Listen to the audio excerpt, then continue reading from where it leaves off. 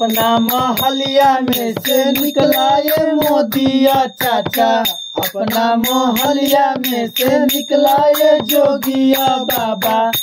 अब चल अयोध्या नगरिया, हाय सिया राम के भजो, आइल आइल बड़ी मंगल गरिया, हाय सिया राम के भजो।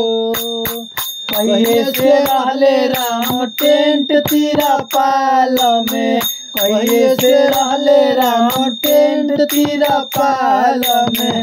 दीनन के दीन दीनानाथ बुरा हाल में, अब मरई हो गईले अटरिया, हाय सिया राम के भजो। प्रभु राम जइहे महल के भीतरिया, हाय सिया राम के भजो। ऊंचा भइल मोर सनातन के पगरिया, हाय सिया राम के भजो। बोलो सिया रामचंद्र की जय।